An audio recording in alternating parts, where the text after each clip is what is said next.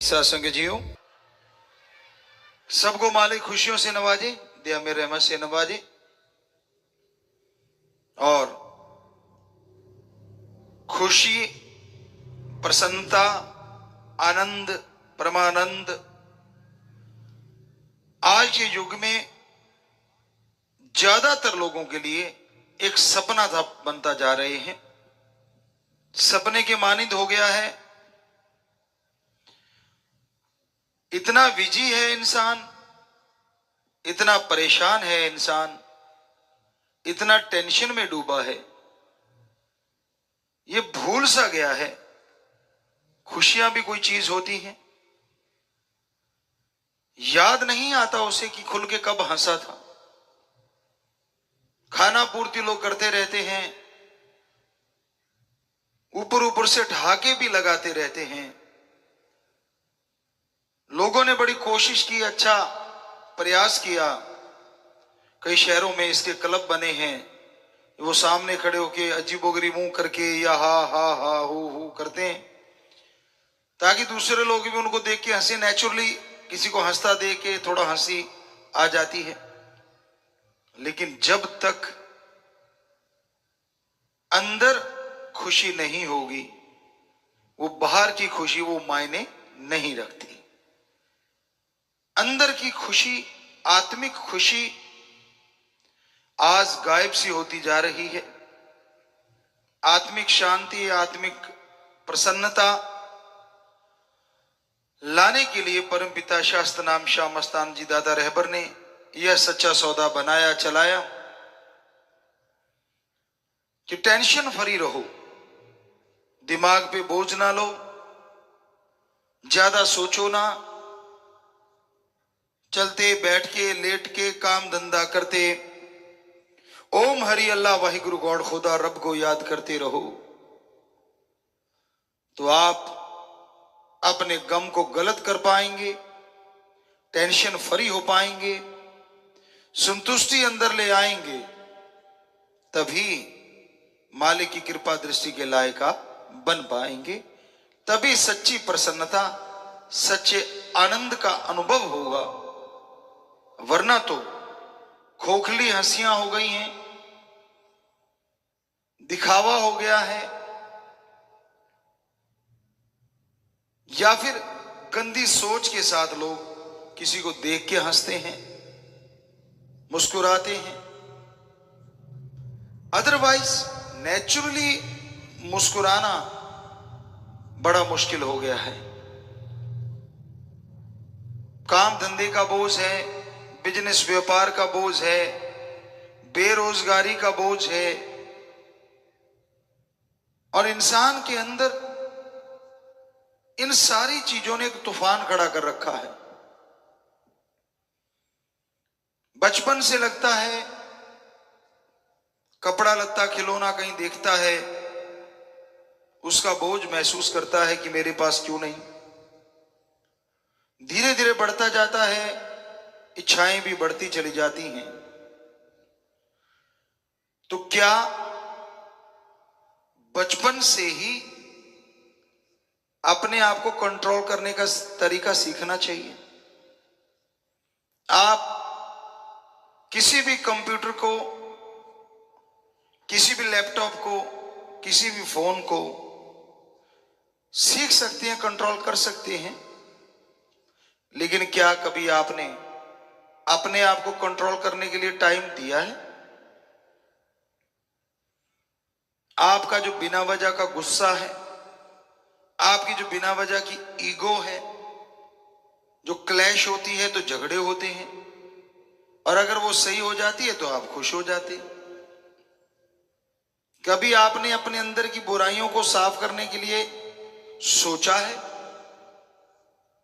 थोड़ा सा भी टाइम दिया है कि भाई हां, मेरे अंदर फला फला आदत बुरी है, ये चीज मुझे नहीं करनी है जिंदगी में।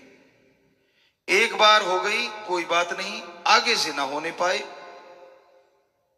क्या आपने कभी महसूस किया है अपने खुद के बारे में?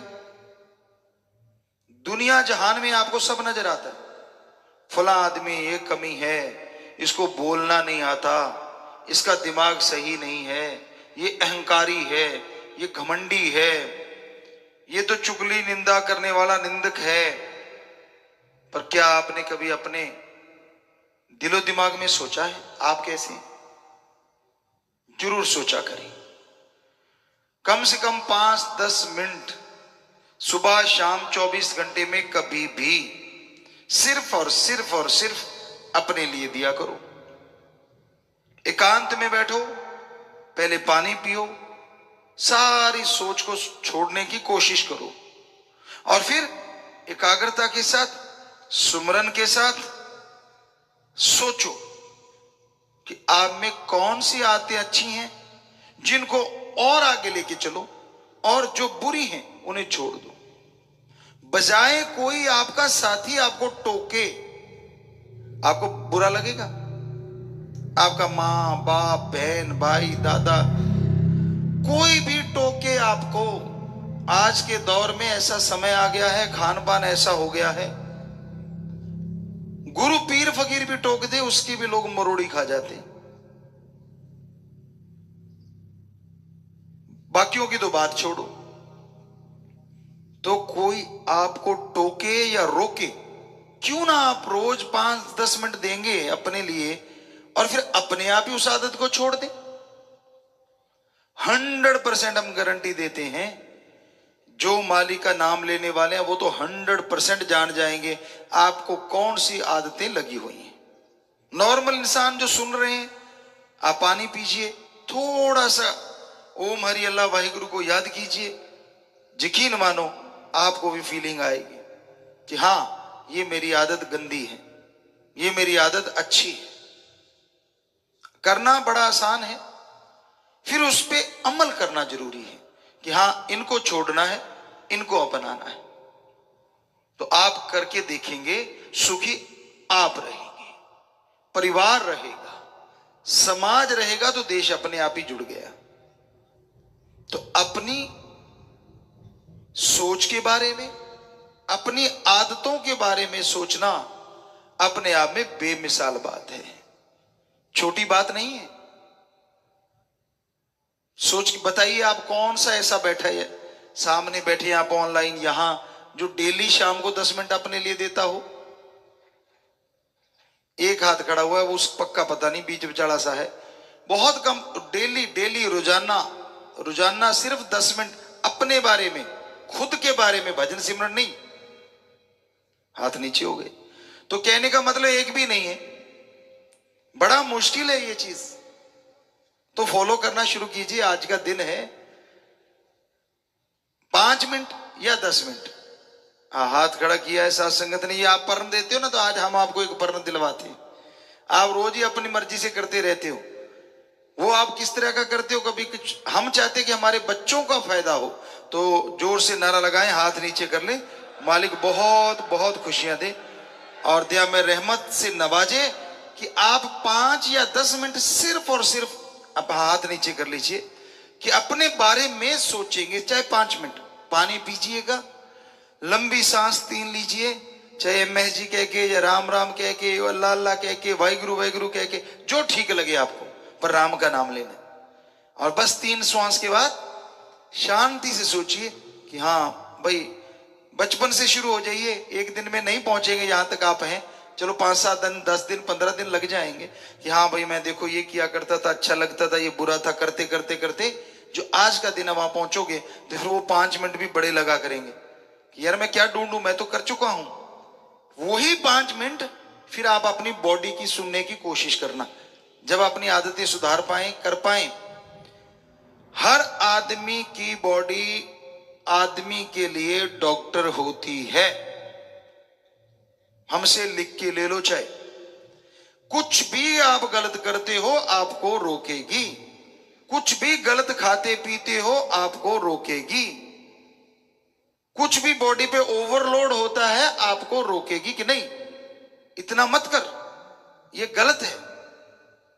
उसकी सुनना सीख जाओगे उस 5-10 मिनट में। और यकीन मानो, जो अपने शरीर की सुनने लग जाता है आत्मिक तौर पे, वो अच्छी तरह से शरीर को तंदुरुस्त रख पाता है।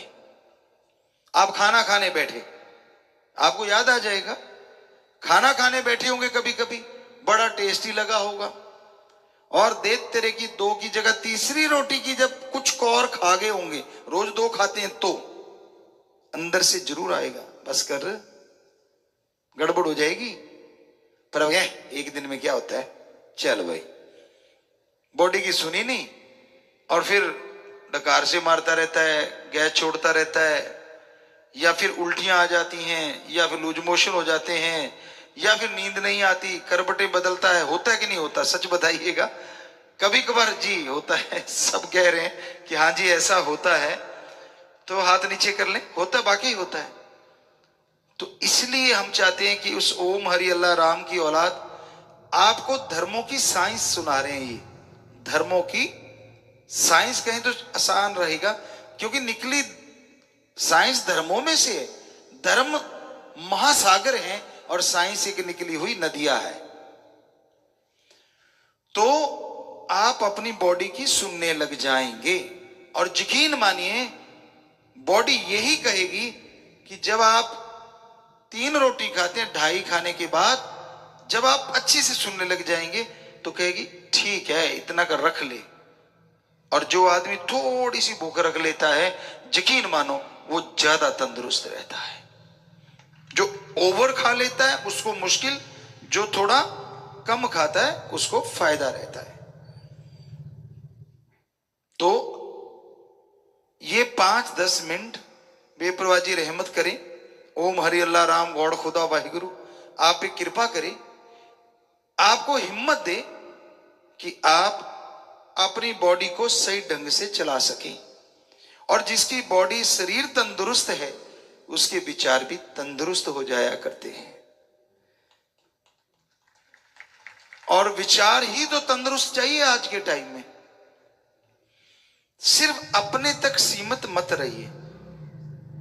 ये तो आपको अपने तक कहा, अब वो 10 मिनट आपने अपने आप को दे दिए। अब परिवार के लिए, समाज के लिए आपका कर्तव्य है। परिवार में बाल बच्चे, जीवन साथी, कोई तो परिवार के मेंबर आपके साथ हैं, तो उनका पेट भरना कर्तव्य है, एक फर्ज है कुदरत की तरफ से, जिसे आप मुनकर नहीं हो सकते, इनकार नहीं कर सकते। ये इंतजाम हो गया, वैसे आदमी को चाहिए क्या? बुरा ना मनाइएगा। कई बार सुनने में आया फला के जहां सोने की बनी हुई टॉयलेट है, टॉयलेट सीट लगी हुई है और वो सोने की बनी हुई है, तो क्या उसमें मोती गिराएगा? नहीं ना। आनी तो वो गंदगी ही है जो शरीर में से निकल के आनी है। चाहे वो 2 ईंट रख के पुराने जमाने में बच्चे की बैठा करते थे, बैठाया करते थे, तब भी वही चीज है। तो क्यों ना, हम उनको कुछ नहीं कहते भाई, चाहे सोने की जगह हीरे वाली पे बैठो, हमें क्या लेना। पर हमारा कहने का मकसद है, खानी तो आपने रोटी, पेट ही भरना है ना। तो क्या गरीब आदमी पेट नहीं भरता? क्या वो मजबूत नहीं होता? क्या उसका शरीर स्ट्रांग नहीं होता? होता है ना। बल्कि वो ज्यादा वर्क करता है, उसका ज्यादा मजबूत होता है। असलियत में थोड़ी एक्सरसाइज भी ऐड करनी चाहिए बॉडी के लिए। और खाने पीने का सामान आ गया, रहने का मकान आ गया, पहनने के कपड़े हैं, बैठने के लिए गाड़ी, कार, स्कूटर, साइकिल, जो भी है साधन आ गया, तो क्या आपका फर्ज नहीं कि बाकी समाज के लिए भी आपको सोचना चाहिए? कुछ ऐसे भी होंगे, हमने अपनी आंखों से देखा था, एरिया का नाम नहीं बताएंगे, अपने देश में यहां मिट्टी को कूट के घास डाल के रोटी बना के वो लोग खा रहे थे। मिट्टी की रोटी, मिट्टी के तवे पे, और 4 ईंट ऐसे, 2 पीछे 6, और ऊपर तवा मिट्टी का रख के, और उसके ऊपर वो घास कूट के मिट्टी में, और उसको कूट के पका के, और बच्चे खा रहे थे। घास ज्यादा था, मिट्टी कम। तो आप जब बताइए, क्या आप उससे गरीब हैं? आप तो स्वर्ग में रहे। इन एरियो में रोटी खाने को बढ़िया मिल रही है, पहनने को कपड़े और सारा कुछ है। तो आपका फर्ज बनता है, अगर आप में इंसानियत जिंदा है, कि दूसरों के लिए भी सोचें। इसलिए कमाओ, खूब कमाओ, पर हमारे अकॉर्डिंग 15% से लेके 25% तक, अगर आप 14 ही पढ़े हैं तो 25, नहीं तो 15, 10, जितना भी आपका ठीक लगे, आप दूसरों के लिए यानी अपने शरीर को छोड़ के, परिवार को छोड़ के, उनके लिए जो जरूरतमंद हैं अपने घर में पैसा निकाल के जरूर रखा करो।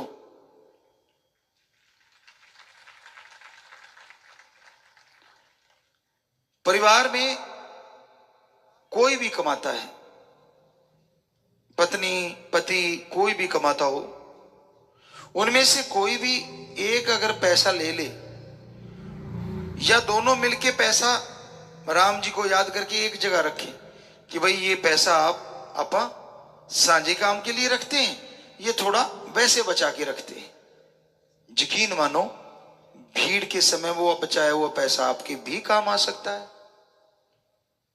कोई पता नहीं होता समय का कब करवट बदल दे, इसलिए बचत करनी सीखो। और आपको बहुत बार पहले कहा करते थे, जो भाई यूट्यूब पे भी सुन रहे हैं, जूम पे भी सुन रहे हैं, बहुत जुड़े हुए हैं, कि आप कई बार कहते हो ना घरों में खर्चा तो पैसा कमाते जाते हैं, तनख्वाह बढ़ती जाती है, बचता कुछ भी नहीं, पता नहीं पैसा किधर जाता है। पहले कम पढ़े लिखे होते थे तो कहते थे जी भूत है कोई, पड़ोसन के पास ज्यादा ध्यान होता था बहनों का, फला आई थी वो टूना टामण कर गई कोई नहीं, ऐसा कुछ नहीं होता। आप एक डायरी लगा लीजिए, आजकल तो आप फोन पे नोट बनाते हैं, पर हम नहीं चाहते, हमारे अकॉर्डिंग तो आज भी डायरी सेफ है, आपके डिवाइस सेफ नहीं है। आप मानो ना मानो वो आपकी इच्छा है, एक छोटी सी डायरी हो, डेली के खर्चे लिखो उसमें, 1 महीने में पता लग जाएगा पैसा जाता कहां है, बात ही कुछ नहीं। ये बेपरवाही नहीं, उस बॉडी में भी हमने आपको बोला था बहुत साल पहले। तो ये भी जरूर सत्संगी या सारे जो सज्जन कर सकते हैं, जो कहते हैं ना हमें पैसे का पता नहीं लगता किधर उड़ गया, हम आपको गारंटी देते हैं महीने बाद आपको पता चलेगा। सारी फैमिली बैठ के सोचना कि ये डंगा गलत कर रहे हैं और उसको अवॉइड कर देना, यकीन मानिए घर में लाभ आना शुरू हो जाएगा। तो बच्चे हाथ खड़ा कर रहे हैं कि जी हाँ हम तो डायरी लगाएंगे जी, तो आशीर्वाद मालिक और खुशियां दे, नारा लगाओ, हाथ नीचे कर लो, बढ़िया बात है, ये आपके ही फायदे के लिए। संतों का काम ही दूसरे के लिए जीना है, अपने लिए भी जीना पड़ता है ताकि शरीर को अच्छा सा बना सके, ताकि आपकी सेवा कर सके। लेकिन वो ये नहीं होता कि कोई दिखावे के लिए है या कुछ और, ऐसा कुछ नहीं होता, सिर्फ इसलिए कि मजबूत रह के ही बॉडी ज्यादा सेवा कर सकती है, ज्यादा जगहों पे जाया जा सकता है, बोला जा सकता है। तो आप जो कहते हो ना मैं सोने को भी हाथ लगाता हूं राख बन जाता है, आज आपने वायदा किया, जो सुन रहे हो उन्होंने भी अगर वायदा किया तो यकीन मानिए आप भी डायरी लगा लेना। हमें मानो ना मानो वो एक अलग चीज है, हमारे बच्चे मानने वालों ने तो वायदा कर लिया, लेकिन जो नहीं मानते, अजी जो कुछ भी और चुपके चुपके आप सुन रहे हो, तो एक डायरी आप भी जरूर लगा के देख लेना, फायदा आपके घरों में। सच कह रहे हैं आपको, ये हमारा आजमाया हुआ है। जब हम आश्रम में आए थे 90 में, तो उसके बाद वो कागजात वहां से लाए गए, तो यहां बिटिया ने भी देखे होंगे, वो छोटे छोटे कागज थे और हमारी डायरियां थी। यानी हमने शायद 9 साल की उम्र में, यहां तक हमें याद आता है, उस समय तक हम 3-4 क्लास में 4 क्लास पढ़े होंगे शायद, या 3 या 4 ऐसा कुछ। तो हमारे पास अपनी एक बही थी, बही खाता कहते हो ना आप जिसे, वो हमने लगाई हुई थी। कहां से देख के? आरती के जाते थे, मुनीम ने लगा रखी थी, और हम देखा करते थे कि यार ये कैसे लिखते हैं, क्या लिख रहे हैं। तो फादर साहब से वो लिखते, साइन करवाते, यूं ऐसा होता, तो हमने देख लिया अच्छा ये बात है। बराबर हमने डायरी लगा ली और फादर साहब कहने लगे भाई तू संभाल। 9 साल की उम्र में लगभग 150-200 एकड़ जमीन और वो सारा हिसाब किताब बेपरवाह जी की रहमत से उन्होंने हमें संभाला दिया कि आप जानो। पहला साल आपको तजुर्बा बात है, अपनी बड़ाई नहीं है, ये शास्त्राम शाह मस्तान जी की बड़ाई, हमारे गुरु जी की बड़ाई कर रहे हैं, जिनका ये महापरोपकार या रहमो करम दिवस जो भी आप कहें, सारे सही बैठते हैं। तो पहला साल था और हमने डायरी लगा ली। अब जब गए, उनको कहां आदत थी इन चीजों की। उन्होंने अपना कलम लिखी और साइन करवाई। हमने कहा ले हमारी वाली पे भी मार दे। कहते ले मैं क्यों मारूं? तो हमने कहा फिर मैं क्यों मारूं? वो हमारे फादर साहब को कहने लगे जी नंबरदार जी आप समझाओ। कहते भाई मैं नहीं, मैंने इसको संभाल दी, ये जैसा कहता कर लो, मैं तो आप ऐसे ही कर लेता हूं। इतना कह के वो तो निकल लिए, साइड पे हो गए मतलब। तो अब उन्होंने को करना पड़ा साइन। अब जो भी खर्चा हो, जो भी आमदन हो, वहां उनके जमा हो वो। और लास्ट में 3 महीने 6 महीने बाद जब भी हिसाब हुआ, टाइम ख्याल में नहीं, अब हिसाब करने लगे तो कहने लगे जी ये देखो आपका ये खर्चा। हमने कहा जी ठीक है। कहते इस खर्चे का हमारे शाहूकारी ब्याज होता है 2 रुपए सैकड़ा, वो लगाएंगे। हमने कहा जी बिल्कुल ठीक, लगाओ। उन्होंने कैलकुलेट किया, हमने भी किया, तो सही निकल आया। हमने कहा जी ये जो हमारे जमा है, कहते जी ये तो वैसे जमा है। हमने कहा ना इसका भी 2 रुपए सैकड़ा, शाहूकारी नहीं, ये जट्टू ब्याज है।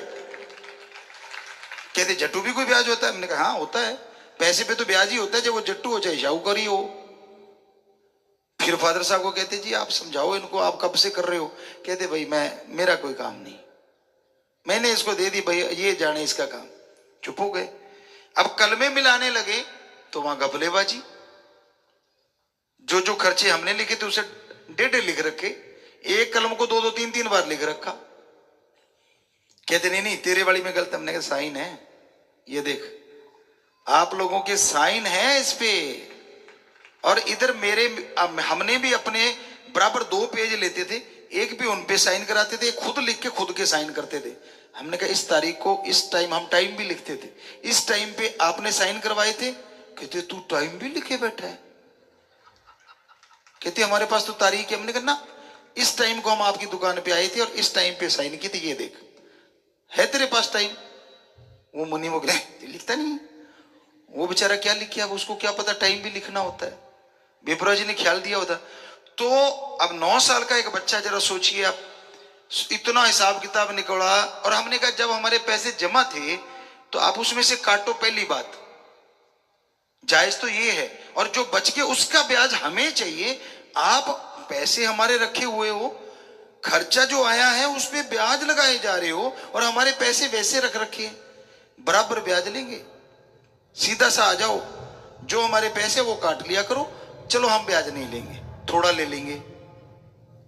तो दोनों में जो आपको ठीक लगता आ जाओ। तो बड़ा पेचीदा मसला हो गया, काफी देर लगी, 2-3 घंटे लगे, लेकिन आखिर उनको मानना पड़ा। लोग इकट्ठे हो गए, जिम्मेदार कहते अच्छा आप सबके साथ ऐसे करते हो, हमसे और सीख लिए। अब उनको लगा कट बढ़ रहा है, कहते नहीं जो तू कह रहा है, जैसे कह रहा है वही ठीक है, फाइनल। और ऊपर ले गए, सब्जी सुब्जी खिलाई, दाल दूल, मतलब आजा तेरे को खाना खिलाते। हमने कहा खाना अपनी जगह खिलाओ, कोई बात नहीं, आप आओगे हम भी खिलाएंगे, घर में आओगे, लेकिन ये यहीं रहेगा, ये बही खाता नहीं बदलने वाला। तो उसकी इतनी चर्चा फैल गई, आपसे पूछ ले उस टाइम के बुजुर्ग होंगे वहां जाके कभी भी आसपास के इलाकों में, कि एक नंबरदार का लड़का है, 9 साल का है सिर्फ, और उसने मुनीमों के छक्के छुड़ा दिए भाई। क्यों? ये चर्चा फैल गई। और जो किसान आए हुए थे उन्होंने भी बहियां लगा ली। वो हमें कहते फादर साहब के साथ ही बैठे थे खाना, जब कई महीनों बाद आए, 1-2 महीने बाद, कहते नंबरदार जी बड़ा आपका लड़का वो है। कहते क्या है? बहुत तेज है। कहते क्या तेज है? कहते यार हमें नुकसान हो गया, वैसे बहुत ज्यादा पता नहीं क्या बनेगा, ये तो राम जाने। कहता अब हर जिम्मेदार बही साथ लेके आता है। पहले हमारी एक बही होती थी, अब हमारे दुकान में 15 बहियां हो जाती हैं, जब 15 लोग आ जाते हैं। हर किसी के पास बही अपनी काख में दवाई, अब बाकी तो थैले में आते हैं। जिम्मेदार किसान बेचारा जैसा है वो काख में दवाई, कहते ये देखिए रे भाई लिख इस पे, फिर मैं तेरे पे लिखूंगा।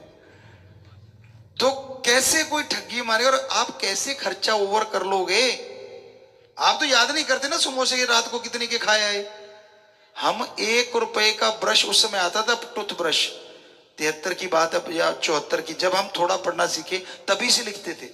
आदत बेपरवाही जाने उन्होंने क्या ख्याल दिया, हर चीज इस टाइम पे हमने फलान दुकान से ब्रश लिया, यहाँ पे चाय पीने गए, ये इतने लोग साथ थे। तो जब वो डायरी देखते तो हर कोई दंग रह जाता कि ये तो हर पल की खबर है इसमें। तो आप लिख के देखना, वो तो आपकी याद ही नहीं होता। चलते चलते कितने खा गए, वो कहते ले ये भी कोई लिखना लिखना है, ये भी पैसा है। वो ताई की दुकान थोड़ा, आजकल तो ताऊ भी ना दे शायद, वो भी कहेगा मेरा लगा खर्चा तो दे ही दे बेटा। पुराने जमाने में होता था कि चलो रिश्तेदारों में कोई आ गया दे देते थे। आजकल तो यार दोस्ती में भी नहीं छोड़ते। काफी समय से हमने देखा है, कपड़ा खरीदने जाते या कुछ सामान खरीदने जाते तो वो पता चल क्या रेट है भाई, कहते जी 200 रुपए मीटर है, 100 रुपए मीटर है। बड़ी चीज होती थी वैसे, 40-50 रुपए मीटर भी बहुत बड़ा होता था 75 में, तो 74 में। तो अब मान लिया अभी देखा कि ये तो यार अपना जान पहचान वाला, बहुत क्या रेट है, जो आम जनता को दिया था कि यार ये 50 रुपए है, 40 रुपए है, चल यार तू अपना बंदा है, तेरे को 30 लगा दूंगा। आया कितने में, 15 रुपए मीटर, 10 रुपए का सामान 50 में बेच रहा है, तेरे को कितने में दे दिया, 30-35 में। तू खुश, मेरे को 15 छोड़ दिए, वो खुश, चल 15 कम आए, बाकी बच कितने गए, 10-15 का ही है, 20 रुपए तो फिर भी बचा ले गया। तो उसका तो कुछ नहीं कर सकते आप, दिमाग लगाना पड़ता है। अगर हो सकता बहुत कुछ, अगर ट्राई करो, एक ही जगह ना हो, पर आप हिल के राजी नहीं होते। दोस्त बनाए होते सबने, ये दुकान वाला मेरा दोस्त है, वो वाला दोस्त है हमारा, हमने नहीं ऐसा कर रखा था, पर आप तो करते हैं। वो मिठाई की दुकान वाला, यार आओ जी बैठो जी, क्या पियोगे, पानी पियो जी, इतने में आपका दोस्त हो गया। उसको ये है कि ये ग्राहक मेरा पक्का हो गया। तो कोई भी चीज लेते हैं कहीं से भी, वो चाहे किसान से लो या दुकान से लो, ठोक बजा के लेनी चाहिए, ट्राई करके लेनी चाहिए। क्यों, आपका पैसा है, मेहनत का। ज्यादातर लोग इसीलिए नहीं सोचते क्योंकि पैसा टेबल के नीचे वाला होता है, वो किधर से भी निकल जाए क्या फर्क पड़ता है, फिर आ जाना है। पर जो मेहनत की कमाते हैं ना, पसीने छूट जाते हैं जब पैसा कमाना पड़ता है।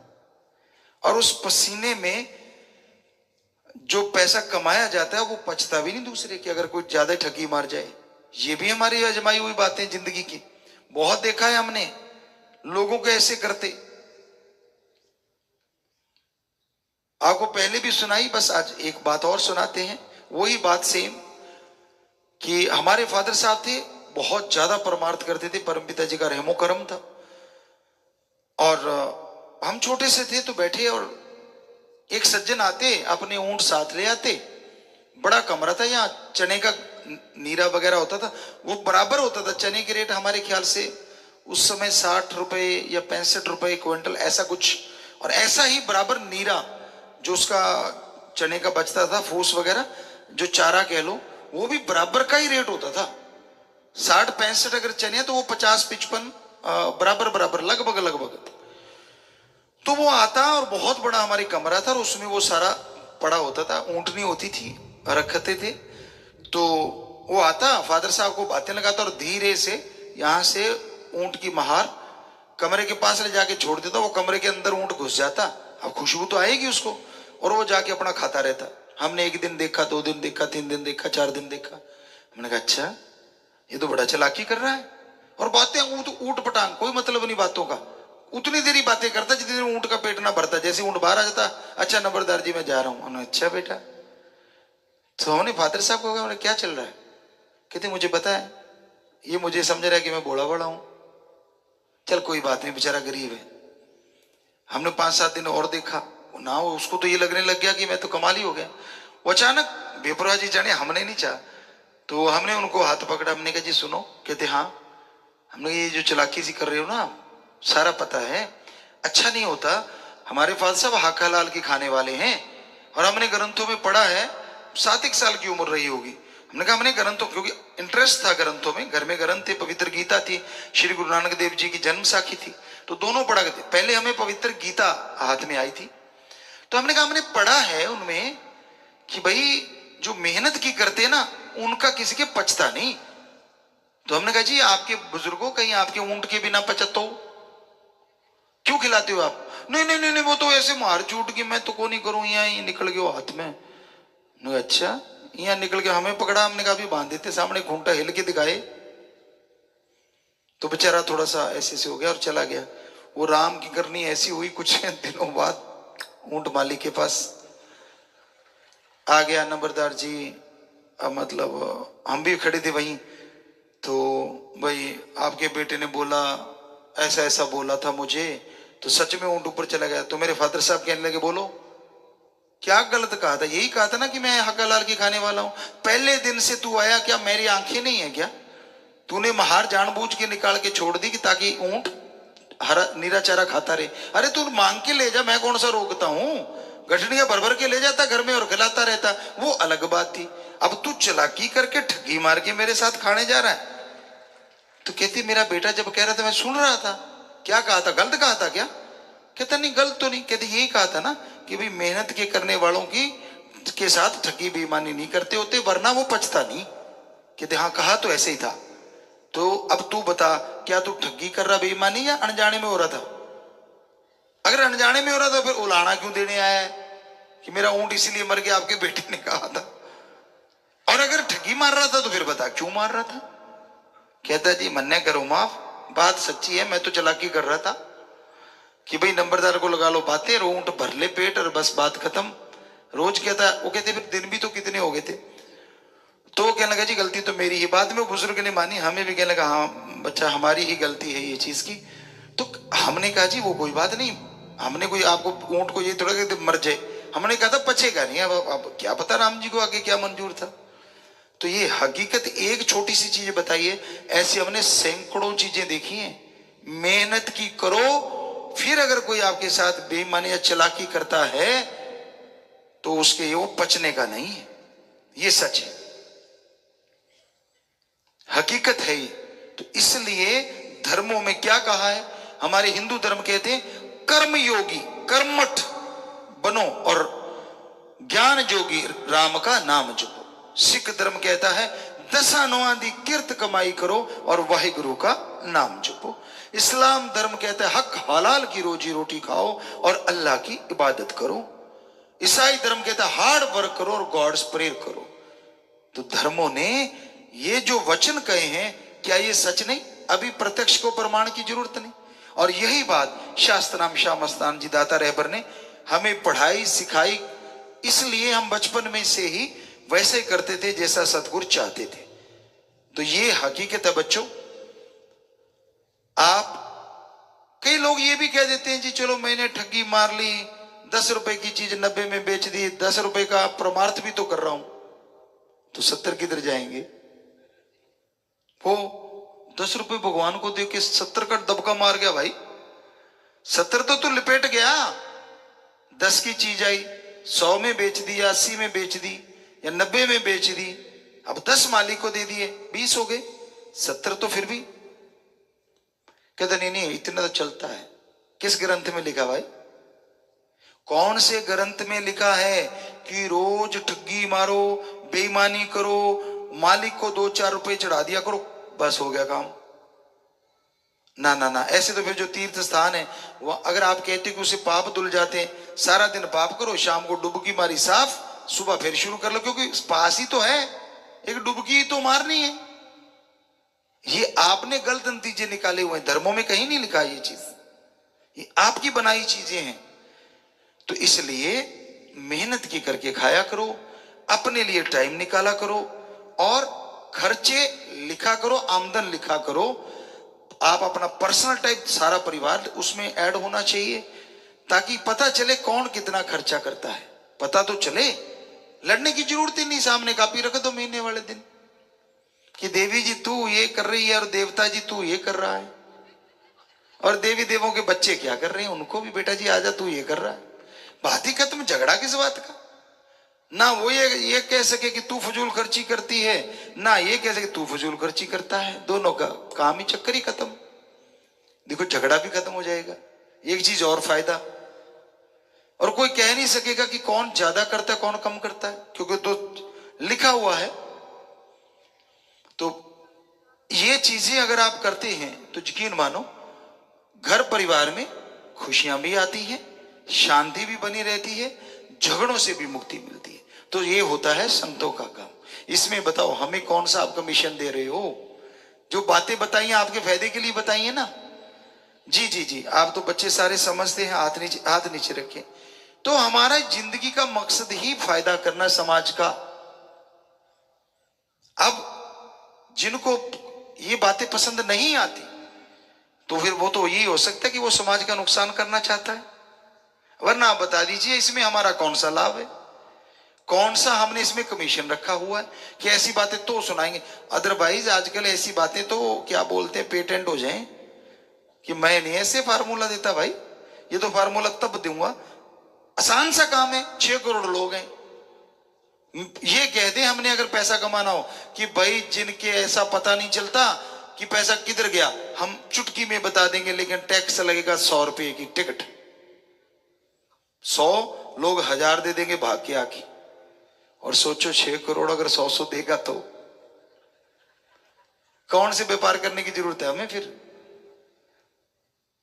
तो दुनिया में ये चलता है कि नहीं चलता, होता है ना ऐसा ही।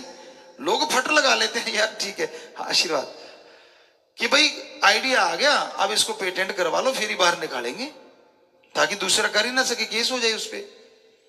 तो ऐसे लाखों आइडिया भरे पड़े हैं फकीरों के अंदर, संतों के अंदर होते हैं, शास्त्र नाम शामस्तान हमारे अंदर भरते रहते हैं। लेकिन जब राम का नाम अनमोल होते हुए भी शास्त्र नाम श्यामस्तान जी दाता ने इस बॉडी में ये फरमाया, पहले भी फरमाया 1948 से फरमाया कि ओम हरि अल्लाह वाहिगुरु का नाम अनमोल पर संतों के दरबार में बिनमोल मिले। बात ही खत्म। जब वो अनमोल नाम बिनमोल मिले है तो फिर संत जो अपनी बात करते हैं उसके लिए पैसा क्यों, किस लिए? कहते हैं जी पैसा कमाने के लिए। तो फिर आप कर्मयोगी कैसे कहोगे? खुद कर्मयोगी बनना सीखो। हर कार्य राम जी ने, शास्त्र नाम श्यामस्तान जी ने हमें सिखाया। बहनों वाले काम भी हम कर लेते, खेस दरिया बुनना से लेके बहुत सारे काम, और भाइयों वाले काम तो सारे कर ही लेते हैं अच्छे काम। दूध बिलोना तक क्या, मक्खन निकालना क्या, घी बनाना क्या, हर चीज, सब्जियां बनाना, मतलब हर चीज बहनों वाली लगभग अच्छे जितने भी कर्म हैं, और भाइयों वाले। और आज भी स्टूडेंट हैं, कल परसों भी आपको बोला था। आप में से कोई भी बच्चे को एक अच्छा सा गुण आता होगा और हमारे सामने उसने वो गुण चीज दिखा दी, फट हमें आ जाएगा कि हाँ ये कर लेना चाहिए। तो हर बच्चे को, हर बंदे को हमेशा स्टूडेंट ही रहना चाहिए, तभी जिंदगी में तरक्की कर पाओगे। जो परफेक्ट हो जाते हैं वो एक मुकाम पे ब्रेक लगा लेते हैं, और जो परफेक्ट नहीं होते कि मैं तो स्टूडेंट ही हैं, वो ही तरक्कियां किया करते हैं। हमेशा याद रखो, इंसान जैसे कर्म करता है वैसा फल उसे भोगना पड़ता है। अगर खोटे कर्म करता है तो बदले में यहां वहां दोनों जहां में दोजख की आग, नरक की आग जलाती रहती है। इंसान दुखी होता रहता है, परेशान होता रहता है। कर्म खोटे कभी करने नहीं चाहिए, क्योंकि खोटे कर्म इंसान को कभी भी चैन की जिंदगी नसीब नहीं होने देते। हमेशा अच्छे नेक कर्म करो, सबका भला मांगो, और यहां तक संभव हो सबका भला करो। भला मांगना इंसानियत है, भला करना इंसानियत से भगवान तक का सफर है, जिसमें राम का नाम जपो, मालिक की बनाई औलाद का भला करो, किसी का बुरा ना करो। अगर आप किसी एक का भी दिल नेक भले कर्म करके खुश कर लेते हैं तो वो सैकड़े सालों की बंदगी के बराबर है। एक दिल खस्ता रखें बाहू, ले 100 वरियां थी इबादत हो। एक दिल खुश कर ले, बुरे कर्मों से नहीं, भलाई से, नेकी से, अच्छे कर्मों से, तो 100 साल की बंदगी के बराबर भक्ति मालिक उसी क्षण दे देता है। एक बार एक मुसलमान फकीर हज के लिए चले। उनको लगा कि मैं सबसे पहला हाजी बनूंगा। उस हिसाब से वो अपने घर से निकले। दिन का सफर, रात का सफर, अगला दिन और रात लगा कि मैं 12-1 बजे तक पहुंच जाऊंगा तो पहला हाजी मैं होऊंगा। जब वो रात के समय जा रहे थे, वो स्थान पास ही था कि अचानक उस फकीर के कानों में किसी के कर्राहने की आवाज आई और वो आवाज एक दर्द भरी आवाज थी। फकीर ने निगाह मारी, कुछ नजर ना आया। कर्राहने की आवाज जिधर से आ रही थी उसका पीछा करते हुए फकीर वहां पहुंचा।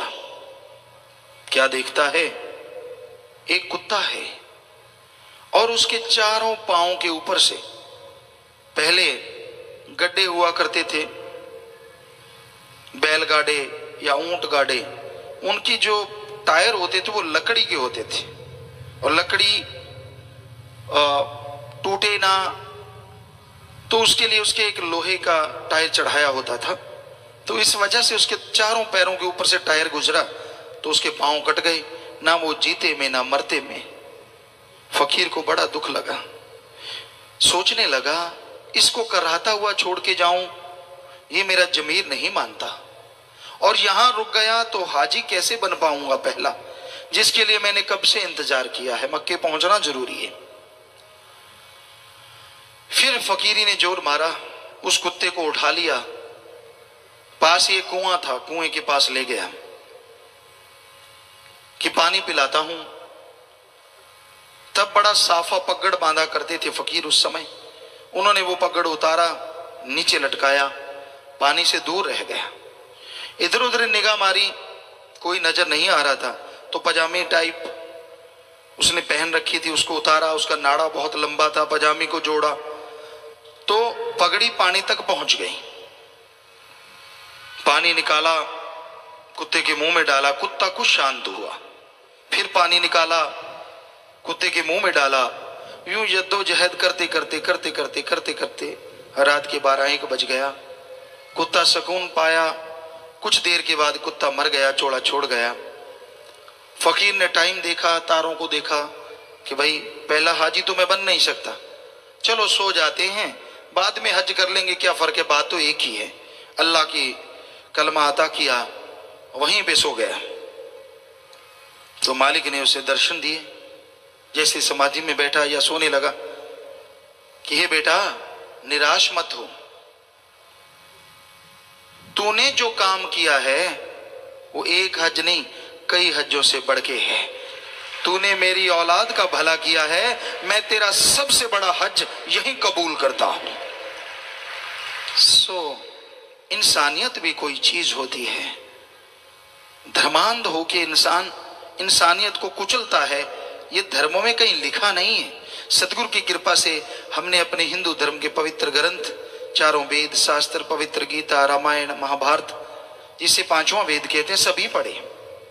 इस्लाम धर्म की पवित्र कुरान शरीफ, कुरान मजीद, सिख धर्म की पवित्र गुरबाणी और भी कई गुटके पढ़े, और ईसाई धर्म की पवित्र बाइबल, सभी पवित्र ग्रंथों को पढ़ा। कबीर, शेख फरीद, नामदेव जी, रविदास, धन्ना भक्त, जितनी भी फकीरों की बाणी आती की आ रही, पढ़ते रहे, पढ़ रहे हैं।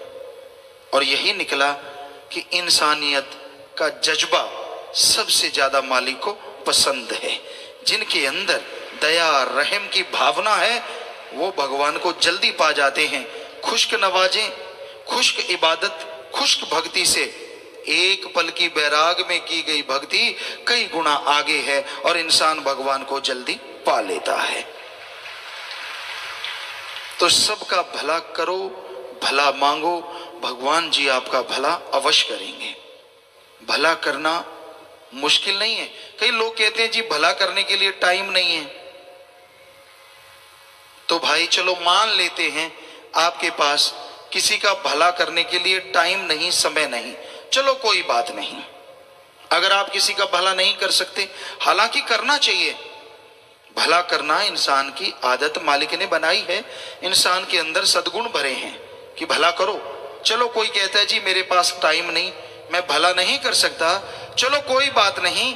अगर आप भला नहीं कर सकते तो जब किसी का बुरा करते हो तब टाइम कहां से आ जाता है। अगर भला नहीं कर सकते तो कम से कम किसी का बुरा भी मत करो। अरे कोई जोरावर, कोई अमीर आदमी जब गरीब पे जुल्म करता है, उसे दबाता है, तो उसके अंदर से बद्दुआ निकलती है, और वो बद्दुआ, वो शराफ दरगाह में मालिक की जरूर मंजूर कबूल होता है। फिर आपको चैन कहां से आएगा? मालिक ने अमीरी गरीबी ऊंच नीच कुछ नहीं बनाया, उसने इंसान बनाया। इंसान आगे जिसके जैसे कर्म, और जैसे कर्म करता है वैसा बनता चला जाता है। इंसान है जो अपनी तकदीर खुद बदल सकता है। कई कहते हैं जितना भगवान ने लिखा है उतना तो मिल ही जाना है। वाकई उतना तो मिल जाना है, लेकिन ये नहीं है कि हाथ पे हाथ धर के बैठ जाओ कि भगवान तो दे ही देंगे। अब आप भगवान से मांगते हैं और सो रहे हैं तो भगवान 4 खुर्राटे और दे देगा, क्योंकि जो कर्म कर रहे हो भगवान तो उसी में मदद करेगा ना। सो हिंदू धर्म में हमारे लिखा, हिम्मत करे अगर इंसान तो सहायता करे भगवान। हिम्मते मर्दा मत दे खुदा। हिम्मत तो कीजिए, मेहनत कीजिए, हार्ड वर्क, कड़ा परिश्रम कीजिए, हक हलाल कीजिए, तो राम, वो अल्लाह, वो वाहिगुरु, वो ईश्वर आपकी मदद जरूर करेगा। और आदमी तरक्की कैसे हासिल कर सकता है? कोई भी एम्प्लॉइज हैं या कोई भी नौकरी पेशा लोग, काम धंधा करने वाले लोग, ये पूछते हैं गुरुजी कैसे तरक्की की जा सकती है?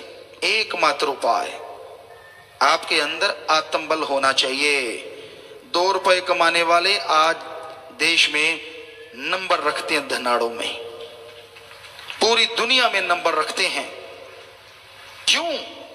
क्योंकि जिनके अंदर आत्मबल बुलंदियों पे होता है, सफलता उसके कदम अपने आप चूमती है। आत्मबल सफलता की कुंजी है। कभी भी आत्मबल गिरने ना दो। और आत्मबल अगर आपके अंदर कम है तो उसकी एकमात्र खुराक ओम हरि अल्लाह वाहिगुरु राम का नाम है। ईश्वर की भक्ति करो, राम का नाम जपो। कोई अलग टाइम नहीं। मान लो आप गाड़ी चला रहे हैं, हाथों से स्टीयरिंग, पैरों से क्लच ब्रेक, एक्सीलेटर है, जीभा से तो स्टीयरिंग नहीं पकड़ना। जीभा से राम नाम जपते जाओ, देखते जाओ, चलाते जाओ। लेकिन आप तो कुछ और ही देखते जाते हैं।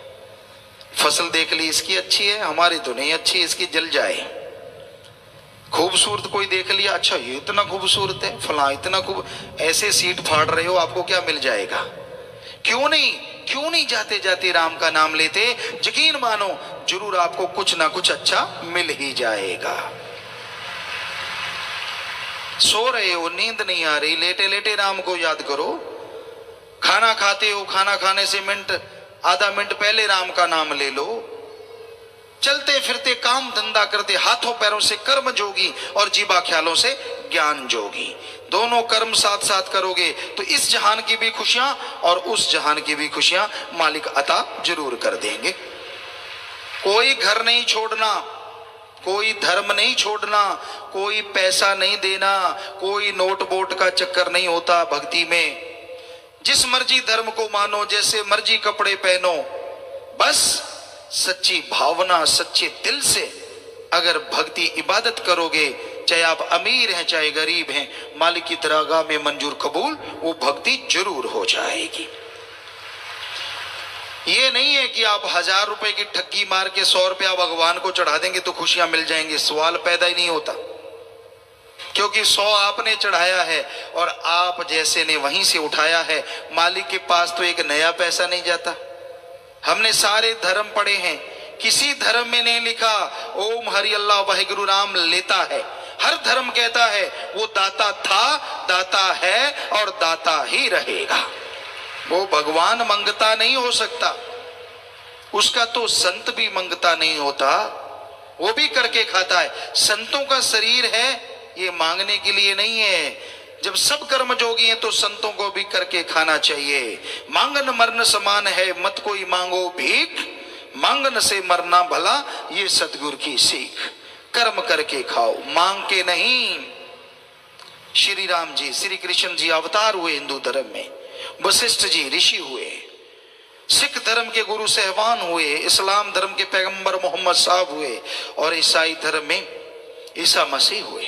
हमने सभी का जीवन पढ़ा, सभी ने करके खाया, मांग के नहीं खाया।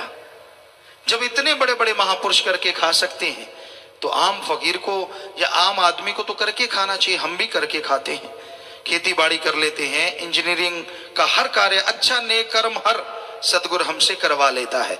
उससे ही गाते लिखते बोलते अपना ये कपड़ा पहनते हैं, खाना खाते हैं, जद्दी जायदाद भगवान ने दे रखी है। सो उसमें जो कमाई हुई, 7 साल के थे जब से हम कमाई करने लगे, कोई भी वहां जाके देखे चारों तरफ बंजर है, और उस जगह पे यहाँ हमने मेहनत की थी, सतगुरु ने ऐसा रंग लगाया, बाग बहारे हैं, तरह तरह के बाग लगे हुए। लोग कहते हैं गुरुजी आपके बाग क्यों लगे हैं, चारों तरफ तो टीले हैं, बंजर है। हमने कहा भाई कोई मेहनत ना करे तो हम क्या करें, हमने तो मेहनत की है, सारी सारी रात ट्रैक्टर चलाया करते थे और फिर 2 घंटे सो के फिर पढ़ने जाया करते थे, सतगुरु के गुण गाया करते थे। उसने रहमत कर दी, 15 एकड़ पानी लगा करता था, आज 125 एकड़ में पानी हमने लगने लगा दिया था जब 15 साल के पहुंचे। 6-7 साल से लेके 7-8 साल में सारी जमीन में पानी लगता कर दिया। सो हम अपनी बढ़ाई नहीं कर रहे, हम तो कहते हैं हर किसी को कर्म करके खाना चाहिए, किसी के मुंह की तरफ ना देखो। मालिक ने आपको हिम्मत दी है, कर्म जोगी बनो, उठो, आलस्य में मत पड़ो, राम का नाम जरूर जपो, बुरे कर्म छोड़ दो, मालिक की दया में रहमत के काबिल बनते जाओगे और काम धंधे में सफलता आपके कदम चूमती जाएगी। कभी भी नेगेटिव ना सोचो।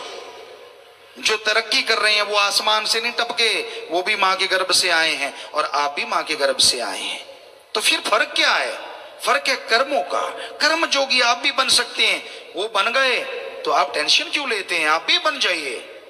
संतोष धन आदमी के अंदर होना चाहिए, संतुष्टि, संतोष, संतोख किसे कहते हैं? आपके पास जो कुछ है उसका फायदा लो, परिवार में घर में लगाओ, लोगों की सेवा करो और कमाने के लिए मेहनत करो, टेंशन ना करो। इसी का नाम संतुष्टि है, इसी का नाम संतोष धन है। संतुष्टि तो होनी चाहिए। अगर संतुष्टि नहीं है, संतोष धन नहीं है, तो सारी त्रिलोकी का राजा भी कंगाल है, और अगर संतुष्टि है तो छोटी सी झोपड़ी में रहने वाला भी माला माल है। संतुष्टि का मतलब ये नहीं है कि संतुष्ट होके बैठ जाओ, टेंशन ना लो, मेहनत करो, कर्म करो और आगे बढ़ते जाओ। बस मेहनत से, कर्म से टेंशन मत लो कि मेहनत मैं करूंगा फल राम जी देंगे। बस मेहनत करते जाओ, यकीनन भगवान आपकी जरूर सुनेंगे। मेहनत करने वाले की हार नहीं होती, हार होती है जब कर्मों की मार पड़ती है। कई बार लोग बड़ी मेहनत करते हैं, बड़ी हिम्मत करते हैं, फिर भी पीछे पीछे पीछे पीछे, कर्मों की हार। और कर्मों को बदलने के लिए कर्म जोगी नहीं, ज्ञान जोगी होना जरूरी है। जब आप बहुत मेहनत करते हैं, सफलता नहीं मिलती, तो राम के नाम से जुड़ जाओ। जो कर्म है भयानक, पहाड़ जैसे कंकर में बदल जाएंगे, और थोड़ी सी मेहनत बहुत बड़ा आपको हिस्सा देगी, बहुत बड़ी आपके लिए खुशियों के द्वार खोल देगी। पर कर्म खोटे ना करो, कर्म करे खोटे पड़ेंगे बड़े सोटे, किसी ने सुननी नहीं फरियाद। कर्म खोटे करते हो तो उस राम की बेआवाज लाठी पड़ती है और इंसान तिल मिला जाता है, किसी काम का नहीं रहता। इसलिए भाई नेक कर्म करो, भले कर्म करो। संत कभी किसी का बुरा नहीं किया करते। बहुत लोगों के दिलो दिमाग में गलत फहमी होती है, संत जहां भी होते हैं सबकी मांगत खैर, सबों से हमारी दोस्ती, नहीं किसी से बैर। संतों का तो सबसे प्यार होता है। जो राम से प्यार करेगा उसकी औलाद से नफरत कैसे कर सकता है? संतों को कोई गाली दे, बुरा कहे, कुछ भी बोले, फिर भी उसके लिए दुआ करेंगे। पर कई लोग पढ़ के कट जाते हैं, उनको लगता नहीं संत ऐसा करते हैं वैसा करते हैं। ये सब उस आदमी के मन की बनाई बातें होती हैं।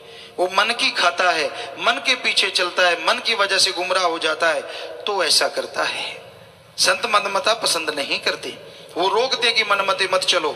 और जो मन के कहने चलना होता है, ऐशो आराम के भूखे होते हैं, वो संतों की बात फिर कई बार नहीं सुनते और दोष संतों को लगाते रहते हैं। तो भाई मालिक जानी जान है, दोनों जहान का वो दाता रहबर सबको देख रहा है। अगर कर्म खोटे करोगे भाई तो कलयुग में सोटे भी लाजमी पड़ते हैं। इसलिए कर्म अच्छे करो, सबका भला मांगो, राम का नाम जपो, मेहनत करो, तो मालिक अंदर बाहर खुशियों से आपको माला माल जरूर कर दे।